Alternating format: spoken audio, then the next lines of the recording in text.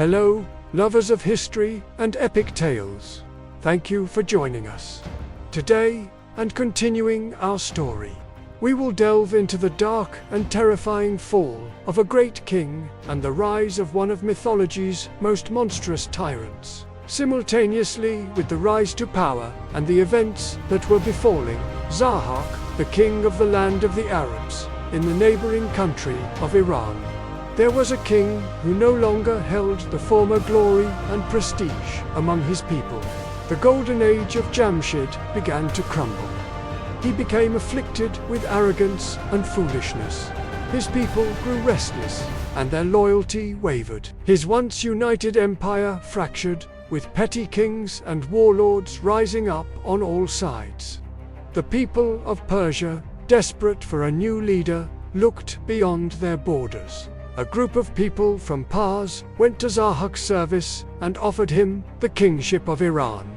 Zahak, who was aware of the chaos in Iran, quickly reached Iran with a powerful army and easily defeated Jamshid. Jamshid, seeing that his reign was truly over, fled and relinquished everything, his throne, wealth, and kingdom to Zahak. For years, Jamshid remained a ghost, a whispered legend, and no one had any knowledge of him. But you can't outrun fate forever. He was eventually discovered on the distant shores of the Sea of China. Zahak captured him. There was no trial, no chance for defense. He savagely sawed Jamshid in half, with a sore, horrifying end that spread a wave of terror throughout the world. After tens of years of living, the glorious reign of Jamshid came to a horrific tragedy.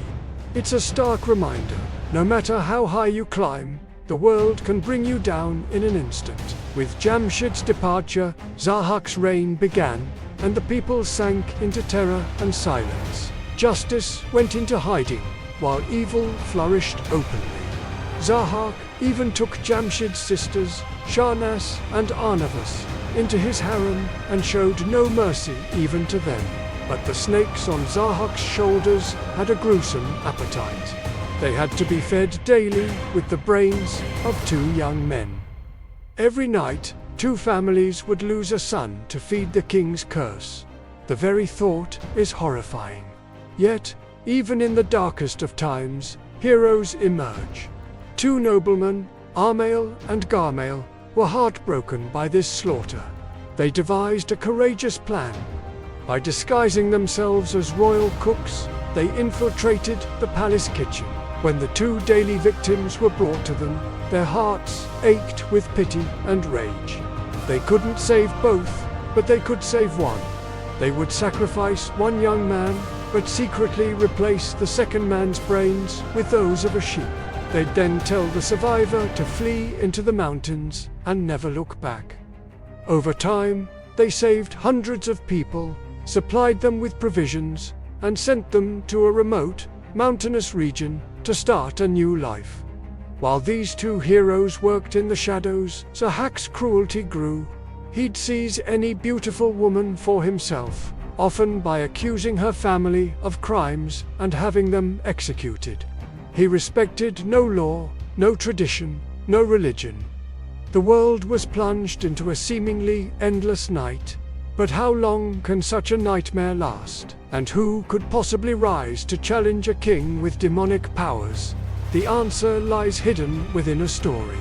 A tale of a horrifying nightmare, a courageous blacksmith, and a hero destined for glory and greatness. And this is what we will delve into in the next part. Thank you for accompanying me on this journey through the epic tales of the Shahnameh. If you enjoyed this story, please hit the like button and follow the channel so you don't miss the next parts.